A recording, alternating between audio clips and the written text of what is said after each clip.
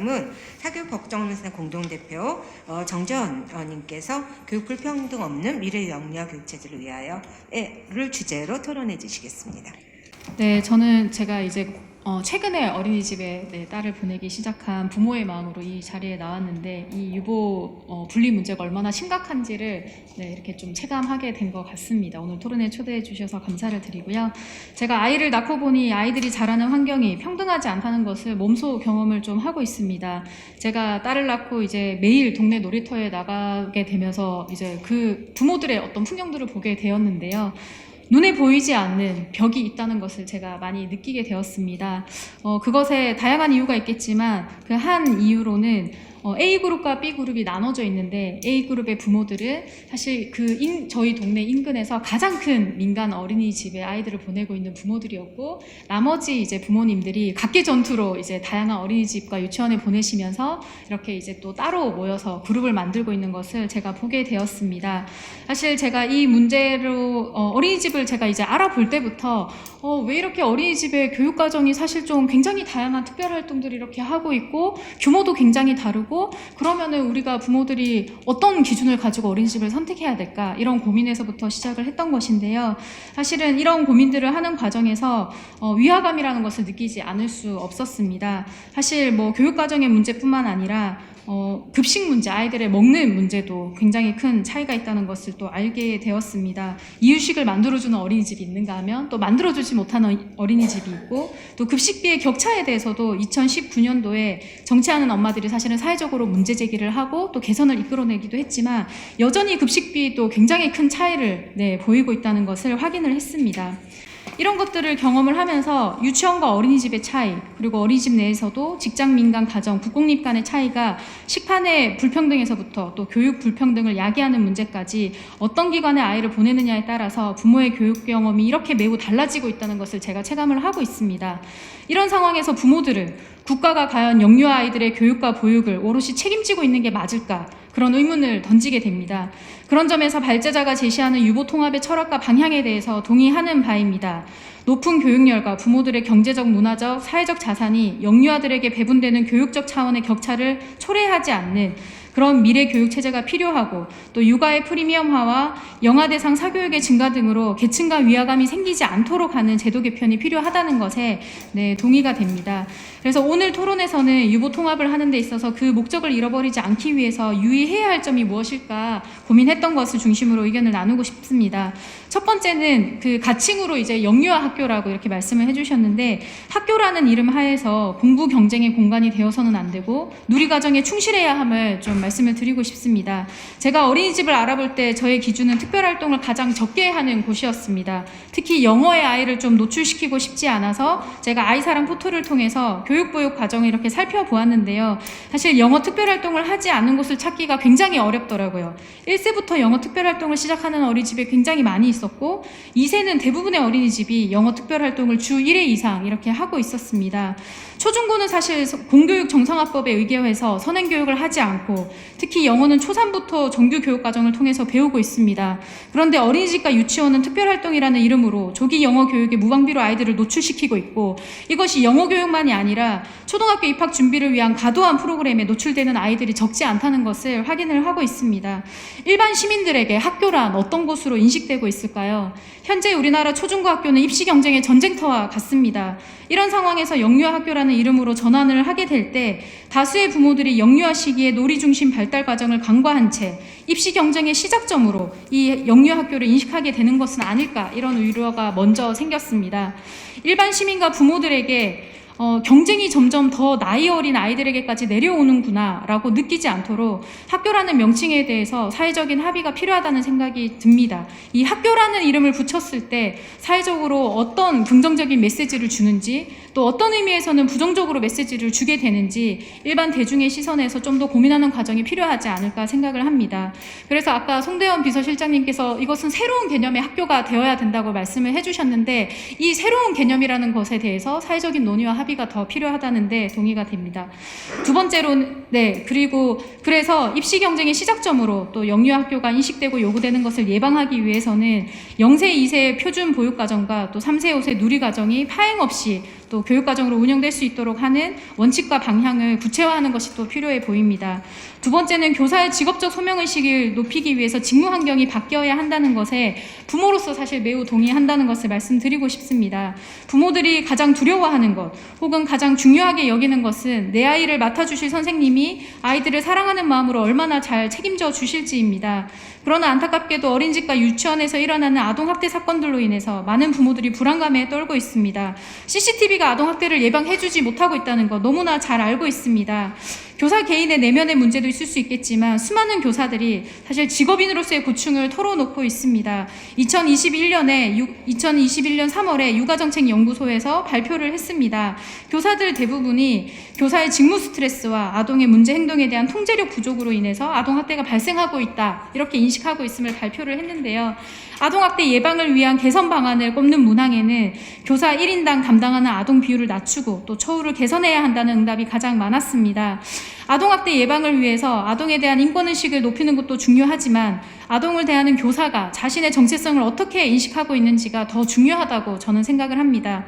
우리가 존엄한 인간으로 설 수 있는 것은 내가 타인으로부터 존엄한 대우를 받을 때입니다. 내가 존엄한 대우를 받을 때 비로소 나도 타인을 존엄하게 대할 수 있는 내적 힘이 생길 것입니다. 이러한 경험이 운영자와 교사 간에 또 교사와 학부모 간에 교사와 아동 간에 상호적으로 일어나야 합니다.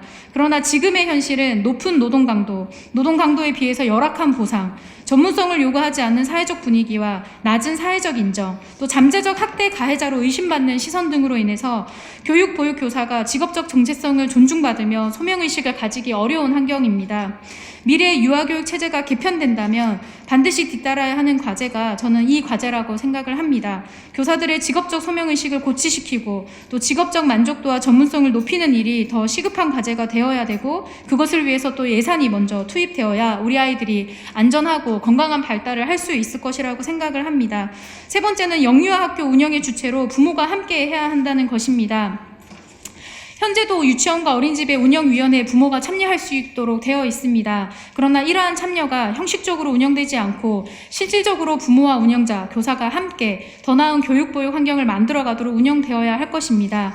어린이집의 경우에는 2015년도에 영유아 보육법이 개정이 되면서 어린이집 참관 조항이 추가되고 또 부모가 어린이집을 운영하는 과정에 이제 참여할 수 있도록 열린 어린이집 조성을 이제 주요 정책으로 이렇게 이제 시행을 하고 있는데요. 사실 이 열린 어린이집 조성 정책이 지금까지 어떻게 발전되었는지 확인을 할 필요가 있을 것 같습니다. 그래서 앞으로 영유 학교로 전환할 때 부모 참여의 개방성과 또 의사결정 참여 구조를 구체적으로 설계를 할 필요가 있음을 제언을 드립니다. 아이들의 건강한 발달 과정을 함께 설계하고 함께 실천하고 또 성찰하며 발전시켜가기 위해서 부모들의 참여를 구체화하여서 제시하는 것이 또 영유아 학교를 만들어가는데 미래 교육 체제를 만들어가는데 부모들의 관심을 이끌어내는 일환일 것이라고 생각을 합니다. 짧은 시간 이렇게 이제 요약해서 말씀을 드렸는데요. 미래 유아교육 체제의 변화를 반기고 기대하는 입장에서 또 미래 세대의 건강한 발달을 최우선 과제로 삼고 또 사회적으로 신뢰받는 교육기관으로서의 역할을 감당할 수 있기를 바라는 뜻에서 이렇게 말씀을 드립니다. 감사합니다. 네, 감사합니다. 이제 이원화된 체제가 부모들까지 갈라놓는 그런 상황이 되었습니다. 그리고 무엇보다도 영양 교육 체제 질적 개선을 위해서 교사들의 직업적 소명의식을 높인 직무 환경이 바뀌어야 하고요. 이제 새로운 영유 학교에서 운영의 주체는 부모가 반드시 함께해야 한다는 말씀을 해주셨습니다. 다음은 7번째 토론자이시죠. 영유아교사협회이사이신 방현 선생님께서 교사가 바라는 새로운 영유아 교육체제에 관해서 토론을 해주시겠는데요. 지금 시간이 가능할지 모르겠어요. 지금 정확하게 12시 지났거든요. 가능한 데까지 한번 해보겠습니다. 저희한테 한 10분, 20분 이렇게 갈 것 같거든요. 일단 시작해 주십시오. 한번 잘 분배해서 진행해 보겠습니다. 네, 김경애 선생님과도 많이 친해졌기 때문에 한번 빠르게 진행을 해보도록 하겠습니다. 일단 정지원 공동대표님께서 말씀해 주신 것처럼 교사가 바라는 영유아교육 체제는 사실 그렇게 새로운 거는 아닌 거에 가까운 것 같아요. 새로운 영유아교육 학교라는 개념을 물론 저희가 받아들여야 하겠지만 결국에는 지금 아직 개선되지 못한 부분들이 많기 때문에 그 부분들을 개선해 나간다는 게 과연 새로운 영유아교육 체제라고 할 필요가 있나? 라는 생각이 좀 많이 들기는 합니다. 일단 유보통합이라는 개념이 나온지는 사실 제가 학생 때도 그랬고, 그리고 교사 생활을 할 때도 그렇고 계속 많이 들어왔지만, 사실 굉장히 교사 직군으로서 느꼈을 때는 굉장히 먼 별 같은 느낌이었습니다. 결국에는 유보통합이 돼서 그럼 뭐가 좋은데 라는 개념을 좀 받아들이기가 힘들었는데, 이제 이번에 이제 이런 자리에 초대가 되고, 그리고 여러분들의 다양한 의견들을 들어보면서 아마 이런 유보통합의 필요성에 대해서 좀 더 선생님들에게 많이 이야기를 나눌 수 있는 시간이 돼서 좀 더 좋았던 것 같습니다. 일단 영유아교사협회라는 개념 자체를 이제 현장에서 근무하는 교사분들의 의견을 들을 수 있는 자리가 많이 없더라고요. 그러다 보니까 이제 근무 시간도 많이 겹치고, 사실 그래서 선생님들의 의견을 좀 많이 들어봤으면 좋겠다라는 개념으로 이제 설립을 하게 되었고요. 그래서 선생님들한테 그러면 선생님은 어떤 부분에서 좀 많이 어려움을 느끼나요? 라는 개념을 물어봤을 때, 교사들이 느끼는 가장 큰 어려움은 아무래도 저도 그랬고, 이제 영유아에게 집중하지 못하는 보육 환경이라는 거에 가장 큰 동의를 해주실 것 같습니다. 이제 그렇기 위해서는 그러면 어떤 것이 개선되어야 하는가에 대해서 간단하게 3가지로 정리를 해서 이제 말씀을 드리려고 합니다. 일단 작년에 시행된 연장반 교사 제도라는 제도가 있었죠. 이제 어느 정도 이제 교사라는 직군이 2가지 업무를 보통 크게 소화해내는 것 같아요. 하나는 이제 서류 업무가 마찬가지로 있고, 기본적으로 저희가 가장 집중해야 되는 보육이나 교육 업무가 있는데, 이제 그 시간이 굉장히 많이 혼재되어 있고 분리가 되어 있지 않다 보니까 이제 교사들이 아이들에게 집중하지 못하는 시간이 생기게 되어버리는 거죠. 그리고 기본적으로 보육 시간이 9 to 6로 되어 있기 때문에 그 시간이 끝나고 나서 야근이라는 개념을 이제 가지게 되는데, 그 시간 동안 과연 그 추가적인 야근을 반드시 가져야 되는 환경이 나타나는데, 그 다음날 그리고 그것이 누적이 된다면 아이들에게 과연 집중할 수 있는가, 또는 아이들을 위한 전문성을 늘릴 수 있는 시간이 충분히 공개가 되는가에 대해서는 좀 많이 의문이 있었던 것 같습니다. 그래서 이 연장반 제도라는 제도가 시행이 되었지만, 이제 불과 한 달 만에 이제 지원금이 결국에는 올인이 되어 버렸고, 그 상태에서 결국에는 실효성이 없는 제안이 되어 버렸던 것 같아요. 교사들은 굉장히 이 제도에 대해 굉장히 많이 기대를 했고, 이제 교사 의견을 들어줄 수 있구나라는 개념으로 다가갔는데, 그런 부분들에서 봤을 때 이제 기본적으로 업무 시간 자체의 체계를 조금 일단 개편해야 되지 않나 라는 생각을 가지고 말씀을 드렸습니다. 2번째로는 이제 기본적으로 그 방금 말씀드렸던 그 업무 시간이랑 겹치는 부분인데요. 이제 서류들이 굉장히 많이 혼재되어 있죠. 사실 유치원에서는 교사 장학이라는 개념으로 들어가고, 저희 어린이집에서는 이제 평가제라는 개념으로 여러 가지 서류들이 제공이 되는데, 그것들이 서로 혼재되어 있다 보니까 서로 겹치는 서류도 있고, 그리고 그것이 하나로 공통되게 만들어질 수 있고 통일화가 되어 있을 수 있음에도 불구하고 아직까지 그거의 과정에서는 좀 어려움이 좀 있는 것 같습니다. 그래가지고 만약에 유보통합이 진행이 된다면은 저희 쪽에서는 선결적으로 해결해야 될 문제는 어느 정도의 서류의 통일화라 간소화가 좀 필요하지 않을까라는 생각을 진행하고요.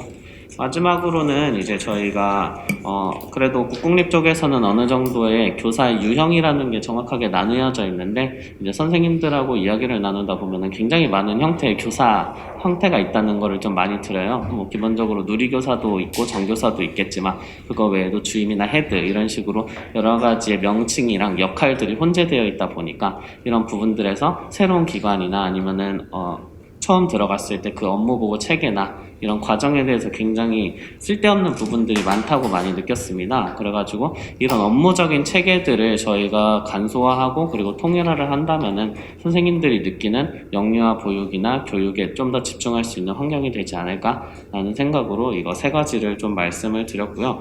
결국에 여기 계신 분들 모두가 이제 동감하시는 부분은 교육의 질은 결국엔 교사의 질을 뛰어넘지 못한다라는 그 대전제가 있는 것 같습니다. 그래서 그 부분에 대해서 다시 한번 이 유보통합이라는 것이 꼭 이루어졌으면 하는 바람으로 이렇게 3가지 정리해서 말씀드렸습니다. 감사합니다.